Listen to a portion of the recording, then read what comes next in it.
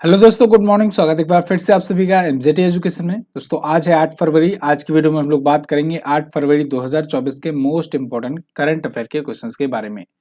सबसे पहले रिवीजन से शुरुआत करेंगे, जैसा कि हम लोग हमेशा करते हैं। 6 फरवरी को विश्व सुरक्षित इंटरनेट दिवस मनाया गया और यूपी सरकार ने 2024-25 के लिए अपना बजट पेश किया है 7.36 लाख करोड़ रुपए का। भारतीय सेना ने नए सेना उप प्रमुख के रूप में नियुक्त किया है लेफ्टिनेंट जनरल उपेंद्र द्विवेदी जी को। और अभी हाल ही में ओलेग कोनेनेको ये अंतरिक्ष में सबसे ज्यादा समय तक बिताने वाले अंतरिक्ष यात्री बन गए हैं। ये रसिया के रहने वाले हैं। इसके अलावा ब्रांड गार्जियनशिप इंडेक्स आई है, जिसमें मुकेश अंबानी भारत में नंबर 1 है और विश्व स्तर पर दूसरे नंबर पर है। महाराष्ट्र सरकार ने मुख्यमंत्री वयोश्री योजना शुरू की है और रक्षा मंत्री राजनाथ सिंह जी ने outstanding business women of the year का अवार्ड दिया है डॉक्टर बीना मोदी को। और अभी हाल ही में इजराइल के वैज्ञानिकों ने साइप्रस के पास जल के नीचे एक घाटी एराटोस्थनीज का पता लगाया है। फरवरी 2024 में यमन के नए प्रधानमंत्री बन गए हैं अहमद आवद बिन मुबारक। बोर्ड के नए ब्रांड एम्बेसडर बने हैं रणवीर सिंह। ये टॉप 10 करंट अफेयर के क्वेश्चन थे कल की वीडियो से, जिनका आपने किया है क्विकली रिवीजन 1 मिनट में। अब बात करेंगे आज की करंट अफेयर की, लेकिन इसकी पीडीएफ और क्विज अगर आपको चाहिए तो आप एमजेटी ऐप से जाकर डाउनलोड कर सकते हैं, बिल्कुल फ्री ऑफ कॉस्ट।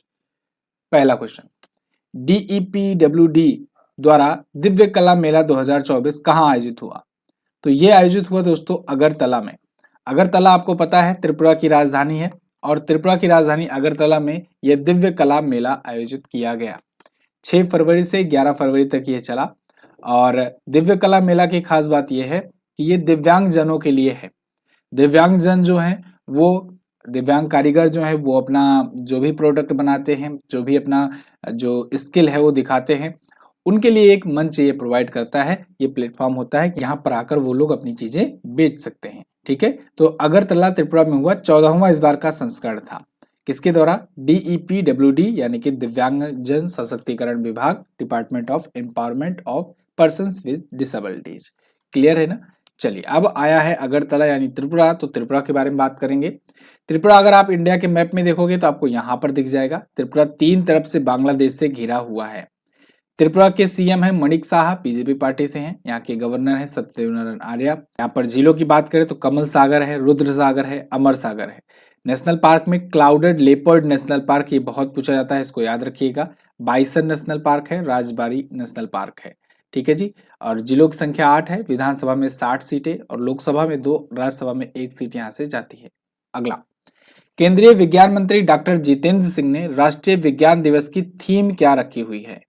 तो दोस्तों राष्ट्रीय विज्ञान दिवस जो कि 28 फरवरी को मनाया जाता है प्रत्येक वर्ष, तो इसकी थीम पहले ही डिसाइड होती है। यहाँ पर केंद्रीय विज्ञान मंत्री ने थीम लॉन्च कर दिया है हर बार की तरह पहले। तो थीम इस बार की है विकसित भारत के लिए स्वदेशी तकनीक। क्या है? विकसित भारत के लिए स्वदेशी तकनीक, यानी कि indigenous technology for a developed India. तो यहाँ पर इन्होंने लॉन्च किया है, देखो, इंडिजीनियस टेक्नोलॉजी फॉर विकसित भारत। ठीक है, डेवलप्ड इंडिया का हो चाहे विकसित भारत को, एक्चुअली में थीम है, नाम रखा गया है, तो विकसित भारत ज्यादा सही होगा। तो 28 फरवरी को राष्ट्रीय विज्ञान दिवस मनाया जाना है। 28 फरवरी को हम लोग प्रत्येक वर्ष सर सीवी रमन जी की याद में मनाते हैं, क्योंकि इसी दिन उन्होंने रमन इफेक्ट की खोज की थी। रमन इफेक्ट की खोज की याद में ये दिवस मनाया जाता है और रमन इफेक्ट की वजह से इनको नोबेल मिला था। लेकिन 1928 में 1928 में ये रमन इफेक्ट की खोज किए थे और 2 साल बाद यानी 1930 में जाकर इनको नोबेल पुरस्कार मिला था। ठीक है ना, ये बात ध्यान रखना। भारत की तरफ से ये पहले व्यक्ति बने थे जो फिजिक्स में या कहें कि साइंस में ही पाए थे नोबेल पुरस्कार। इससे पहले 1913 में दोस्तों गीतांजलि के लिए मिला था, साहित्य के लिए इकलौता भारत में पुरस्कार, और वो मिला था गीतांजलि के लिए गुरुवर रविन्द्रनाथ टैगोर जी को। ठीक है, और वो एशिया का था और आज तक मैं आपको बताऊं साहित्य के लिए भारत में इनके बाद कोई और नहीं पाया था। तो 28 फरवरी मोस्ट इंपोर्टेंट है, याद रखना। अगला, विश्व सरकार शिखर सम्मेलन 2024 कहाँ आयोजित किया जाएगा? दोस्तों वर्ल्ड गवर्नमेंट समिट इस बार भी आयोजित किया जाएगा दुबई में। ये दुबई में ही होता है वर्ल्ड गवर्नमेंट समिट। इसमें खास बात इस बार की यह है कि इसमें पीएम मोदी को इनवाइट किया गया है स्पेशली इसलिए कि वहां पर जाएंगे पीएम मोदी गवर्नमेंट समिट में, तो ये तो हिस्सा लेंगे ही, साथ ही साथ इनके कुछ और भी प्रोग्राम्स लगे हुए हैं, तो उनके बारे में भी यहाँ पर हम लोग डिस्कस कर लेंगे। पहले वर्ल्ड गवर्नमेंट समिट की बात करें तो दुबई में होगा 12 से 14 फरवरी तक। ठीक है, पीएम मोदी विशेष तौर पर आमंत्रित किए गए हैं। इनका दूसरा निमंत्रण है वर्ल्ड गवर्नमेंट समिट में। एक बार 2018 में इससे पहले भी ये बुलाए गए थे। 14 फरवरी को PM Modi ji Abu Dhabi में जो BAPS हिंदू मंदिर बन रहा है इसका भी उद्घाटन करेंगे। इसके बारे में मैं आपको पहले भी बता चुका हूं, पिछले ही महीने मैंने आपको ये क्वेश्चन कवर कराया था। इसके अलावा पीएम मोदी 13 फरवरी को अबू धाबी में अहलान मोदी कार्यक्रम करेंगे। अहलान मोदी कार्यक्रम में ये वहां पर रह रही जो भारतीय जनता है उसको एड्रेस करेंगे, पब्लिकली उनको स्पीच देंगे। ये ठीक वैसे ही जैसे आपने देखा था अमेरिका में हाउडी मोडी हुआ था, उसके बाद डोनाल्ड ट्रंप इंडिया में आए थे तो नमस्ते ट्रंप प्रोग्राम हुआ था, है ना। ऐसे ही अहलान मोदी कार्यक्रम करेंगे वहां पर अबू धाबी में। तो 13 फरवरी को ये होगा, 14 फरवरी को ये होगा और 14 फरवरी को ही ये वर्ल्ड गवर्नमेंट समिट में भी हिस्सा लेंगे। क्लियर है, आगे बढ़ते हैं। हाल ही में किस फाउंडेशन ने नोएडा एयरपोर्ट के पास आदि योगी शिव की 242 फीट ऊंची प्रतिमा बनाने की घोषणा की है? तो दोस्तों ईसा फाउंडेशन ने घोषणा की है कि नोएडा एयरपोर्ट के पास आदि योगी शिव की 242 फीट ऊंची प्रतिमा बनाई जाएगी। लेकिन ये इतना आसान नहीं था। क्यों? क्योंकि 242 फीट ऊंची प्रतिमा बनाने का मतलब है कि आपसे परमिशन आपको लेनी पड़ेगी, किससे? जो उड्डयन मंत्रालय होते हैं, नागरिक उड्डयन मंत्रालय। क्यों? क्योंकि एक तो बता रहे हो कि नोएडा एयरपोर्ट के पास बना रहे हैं, तो यानी कि एरोप्लेन्स आएंगी जाएंगी, तो ऐसे में उनको प्रॉब्लम्स ना हो। जमीन कहाँ पर दी जाए, अलॉट की जाए जहां पर बने, तो एरोप्लेन्स वगैरह से टकराने का या ऐसा कोई खतरा ना हो। तो ये काफी लंबा प्रोसेस रहा, लेकिन फाइनली नागरिक उड्डयन मंत्रालय ने मंजूरी दे दी है और ईसा फाउंडेशन अब बनाने जा रहा है आदि योगी शिव की प्रतिमा। तो ये 242 फीट ऊंची होगी। ये आदि योगी जो है, जो आपको दिख रहे हैं इस रूप में, ये कर्नाटक की तस्वीर है, आप देखे भी होंगे।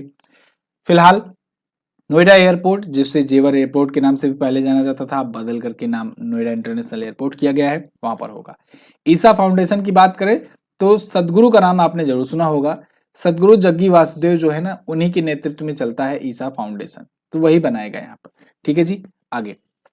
हाल ही में किसने artificial intelligence and national security नामक पुस्तक लॉन्च करी? तो AI एंड नेशनल सिक्योरिटी, ये पुस्तक लॉन्च की है जनरल अनिल चौहान जी ने। जनरल अनिल चौहान के बारे में आपको बता दूं, ये चीफ ऑफ डिफेंस स्टाफ हैं वर्तमान समय के। ये दूसरे नंबर के चीफ ऑफ डिफेंस स्टाफ हैं। चीफ ऑफ डिफेंस स्टाफ तीनों सेनाओं का प्रमुख होता है। पहले चीफ ऑफ डिफेंस स्टाफ आपको पता है कि जनरल बिपिन रावत जी थे, उनका निधन हो गया। उसके बाद दूसरे नंबर के चीफ ऑफ डिफेंस स्टाफ बनाए गए जनरल अनिल चौहान। ठीक है, तो इन्होंने ये पुस्तक अभी लॉन्च की है, artificial intelligence and national security. ठीक है, ये पुस्तक है। अच्छा, इस पुस्तक को लिखा है विजय खरे और अमित सिन्हा ने। तो लेखक अगर पूछा जाए तब तो आप ये बताएंगे, और ये तो विमोचन करता है। विमोचन मतलब कि इसको लॉन्च किए हुए हैं। ठीक है, लेखक तो विजय खरे और अमित सिन्हा है। यहाँ पर भी मैंने लिख दिया है, आपको कंटेंट ये मिलेगा। तो अभी पुणे में डिफेंस लिटरेचर फेस्टिवल हो रहा था, उसी के कलाम एंड कवच में यहाँ पर ये आयोजित किया गया। ये प्रमुख पुस्तकें जो पिछले दिनों में आई थी चर्चे में, उनको आप रिकॉल कर लीजिए। एक समंदर मेरे अंदर, संजीव जोशी ने लिखा है। असम्स ब्रेवर हर्ट, लचित बरफुकम, ये अरूप कुमार दत्ता ने लिखा है। An uncommon love, Chitra Banerjee Divakaruni ने लिखा है। गांधी ए life in 3 campaign, MJ Akbar ने लिखा। संस्कृति के आयाम, मनोरमा मिश्रा की पुस्तक है। राम मंदिर राष्ट्र मंदिर एक साझी विरासत, प्रोफेसर गीता और आरिफ खान भारती। इसके अलावा ब्रेकिंग द मोल्ड, ये पुस्तक इंपॉर्टेंट है, रघुराम राजन ने लॉन्च किया, RBI के पूर्व गवर्नर रहे हैं। और जेबा, ये पुस्तक लिखी हुमा कुरैशी ने। Welcome to paradise, Twinkle Khanna की पुस्तक। Mapping of the archives, professor Ramesh Chandra Gaur की पुस्तक। अगला, भारत सरकार ने म्यांमार भारत बॉर्डर पर कितने किलोमीटर लंबी बाड़ या कहे फेंसिंग लगाने की घोषणा की है? तो अभी भारत सरकार ने नेशनल सिक्योरिटी को देखते हुए, बॉर्डर सिक्योरिटी को देखते हुए 1643 किलोमीटर लंबी भारत म्यांमार बॉर्डर पर फेंसिंग लगाने की घोषणा की है। फेंसिंग क्या होता है?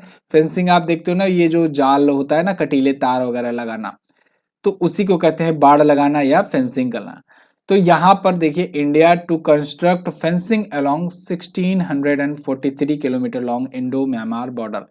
अमित शाह जी ने ये अनाउंस किया है, और गृह मंत्री अमित शाह जी ने, ये किया जाएगा। ऐसा क्यों किया जाएगा? क्योंकि देखो अभी ना हम लोग FMR के तहत भारत म्यांमार में बिना वीजा के एंट्री करते हैं 16 किलोमीटर तक। अभी ये FMR क्या है? एफएमआर मतलब होता है फ्री मूवमेंट रिजीम। इसके तहत होता यह है कि अगर मान लीजिए वहां के बॉर्डर एरिया के आसपास के जो नागरिक हैं वो अगर 16 किलोमीटर तक जाना चाह रहे हैं तो बिना वीजा के लिए वो आ जा सकते हैं। वहां तक जाने के लिए इनको कोई दिक्कत नहीं करनी पड़ेगी, वीजा वगैरह नहीं बनवाना पड़ेगा, ठीक है ना, क्योंकि लोकल लोग होते हैं बॉर्डर एरिया पे। अभी क्या हो रहा था कि यहाँ पर कुछ चीजें इलीगल एक्टिविटी भी होने शुरू हो गई थी और इसी वजह से यहाँ पर बेहतर निगरानी के लिए एक तो फेंसिंग लगा दिया गया है, दूसरा गश्ती ट्रैक भी बनाया जा रहा है। तो गश्त लगाने, पेट्रोलिंग करने भी यहाँ पर जाएंगे। तो भारत के मिजोरम, मणिपुर, नागालैंड और अरुणाचल प्रदेश जो है ये राज्य म्यांमार से बॉर्डर अपना लगाते हैं, 1643 किलोमीटर लंबी। यहाँ पर पूरा फेंसिंग की जाएगी। क्लियर है ना। चलिए, एक और चीज है, कामयाबी एक्सप्रेस सेल शुरू हो चुकी है टेक्स्ट बुक की। 7 से 9 फरवरी तक है दोस्तों सफलता की रफ्तार। तो अब इसमें क्या होगा कि 287 में आप टेक्स्ट बुक पास प्राप्त कर सकते हो। अगर आप पिछले ऑफर्स जो आए थे उसमें फायदा नहीं उठा पाए हैं, चूक गए हैं, तो अभी आपके लिए मौका है। 287 में आप ईयरली टेक्स्ट बुक पास ले सकते हो और टेक्स्ट बुक पास प्रो 404 रुपए में ले सकते हो। 10% का एक्स्ट्रा डिस्काउंट मिलेगा जब आप एमजेटी कूपन कोड यूज करोगे। आप डिस्क्रिप्शन में दिए गए लिंक पर जाकर क्लिक करके इस ऑफर का फायदा उठा सकते हैं। आप किसी भी एग्जाम की तैयारी कर रहे हैं, सबके यहाँ पर मॉक टेस्ट अवेलेबल है और बिल्कुल लेटेस्ट पैटर्न पर आधारित है। मॉक टेस्ट देने से आप अपना स्कोर भी इंप्रूव कर सकते हो और अपनी स्पीड भी मेंटेन कर सकते हो। चलिए, अगला क्वेश्चन, किस अरब देश ने भारतीय पर्यटकों के लिए 15 दिनों तक वीजा मुक्त किया है? तो दोस्तों अभी हाल ही में ईरान ने भारतीय पर्यटकों के लिए 15 दिनों तक का वीजा मुक्त कर दिया है। यहाँ पर देखिए इन्होंने कहा है कि अगर पर्यटन के लिहाज से कोई भारतीय आते हैं और वो 15 दिनों तक के लिए आना चाह रहे हैं तो 15 दिनों तक के लिए उनको कोई वीजा बनवाने की जरूरत नहीं पड़ेगी।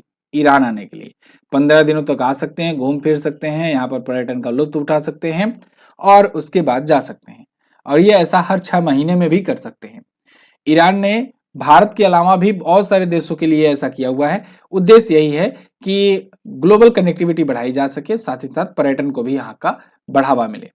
मैंने आपको कई बार भी बताया हुआ है कि जितने भी खाड़ी देश हैं या अरब देश हैं उन लोगों के पास ना तेल ही है मेन चीज, और वो तेल पर डिपेंडेंसी दुनिया में अब धीरे धीरे कम हो रही है क्योंकि दुनिया जो है वो बात कर रही है जीरो कार्बन एमिशन या इलेक्ट्रिक व्हीकल्स, इन सब पर बात कर रही है। तो इन लोग को भी पता है कि आगे भैया अगर चलना है तो हमें पर्यटन को बढ़ाना होगा। यही काम सऊदी अरेबिया कर रहा है, यही दुबई कर रहा है, यही कतर कर रहा है, बहरीन कर रहा है, यही ईरान भी अब देखो कर रहा है। तो उसके लिए पर्यटन को बढ़ावा देने के लिए वीजा वगैरह का जो प्रोसेस है उसको बिल्कुल ईजी कर रहे हैं। और इन देशों में जैसे भारत हुआ, रूस, यूएई, बहरीन, सऊदी अरब, कतर, कुवैत।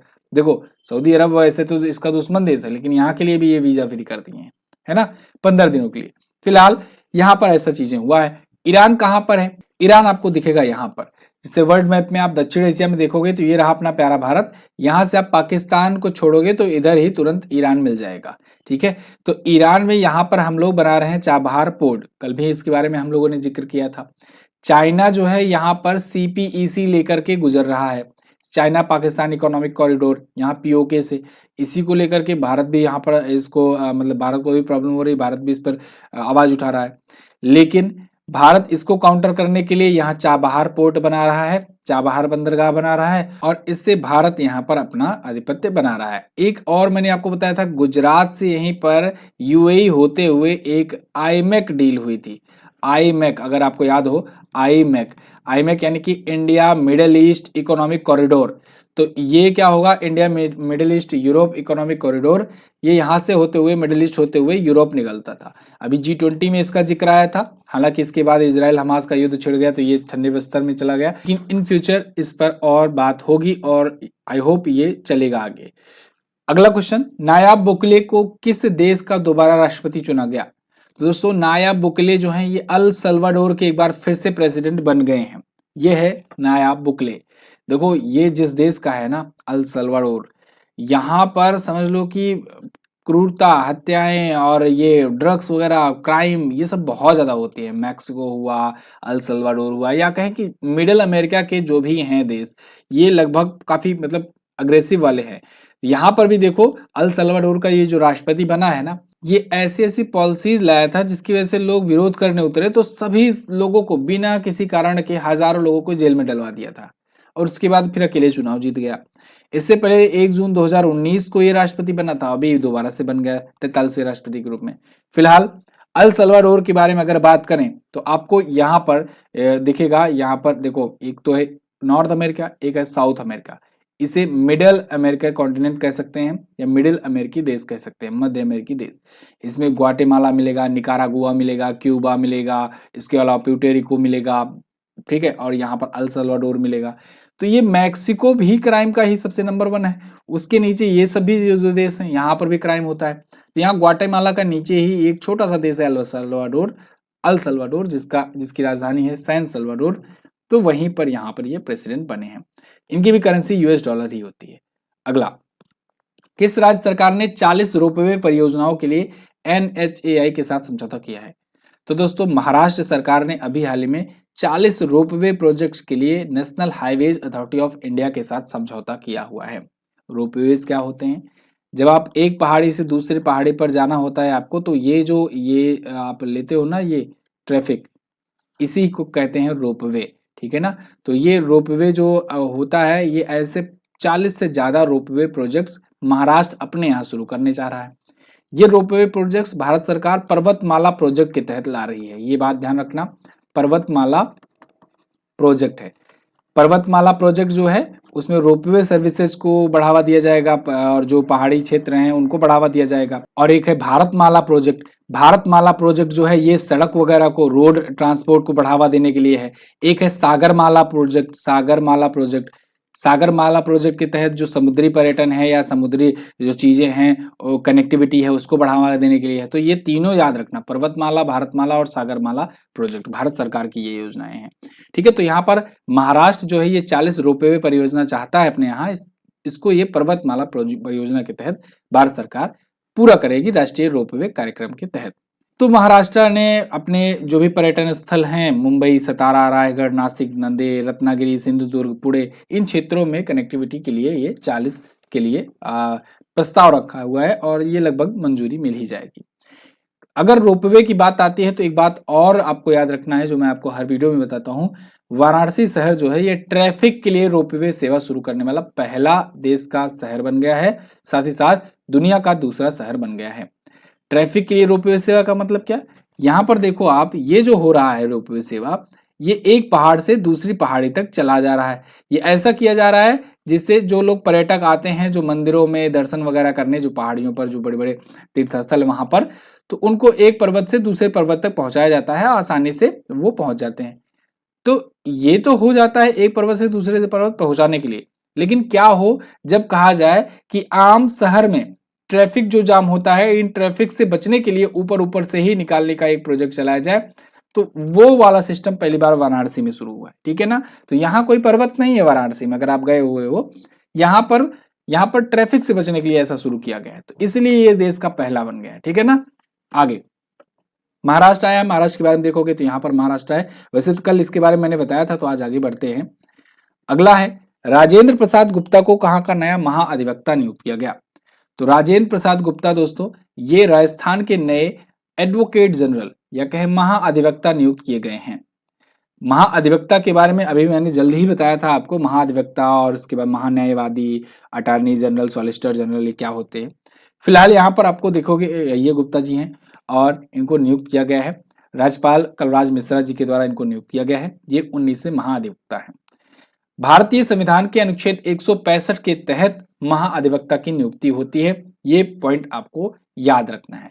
पहले महान्यायवादी समझते हैं, फिर महाअधिवक्ता आपको आराम से समझ में आ जाएगा। देखो, महान्यायवादी यानी अटॉर्नी जनरल ऑफ इंडिया, महान्यायवादी। अटॉर्नी जनरल ऑफ इंडिया जो होता है, ये चीफ लीगल एडवाइजर होता है to the government of India, यानी भारत सरकार का मुख्य कानूनी सलाहकार होता है। अब ये भारत सरकार के मुकदमों की पैरवी सुप्रीम कोर्ट में करता है। यही बात तो मैंने अभी आपको उस दिन बताई थी। सुप्रीम कोर्ट में भारत सरकार के मुकदमों की पैरवी करने के लिए महान्यायवादी होते हैं। इन्हीं की सहायता के लिए सॉलिसिटर जनरल नियुक्त किए जाते हैं। सॉलिसिटर जनरल नियुक्त किए जाते हैं, ठीक है जी। और ये बात कही गई है अनुच्छेद 76 में महान्यायवादी के बारे में, ठीक है। अब ऐसे ही राज्यों के बीच में होता है, राज्य सरकारों के बीच में। राज्य सरकार भी अपने पास एक कानूनी सलाहकार रखती है। तो राज्य सरकार का जो कानूनी सलाहकार होता है वो होता है महाअधिवक्ता। कानूनी सलाहकार जो होता है वो होता है महाअधिवक्ता। महाअधिवक्ता यानी कि एडवोकेट जनरल। और ये जो एडवोकेट जनरल होता है ये हाई कोर्ट में राज्य सरकार के मुकदमों की पैरवी करता है, यानी राज्य सरकार की तरफ से ये लड़ेगा, केस लड़ेगा हाई कोर्ट में।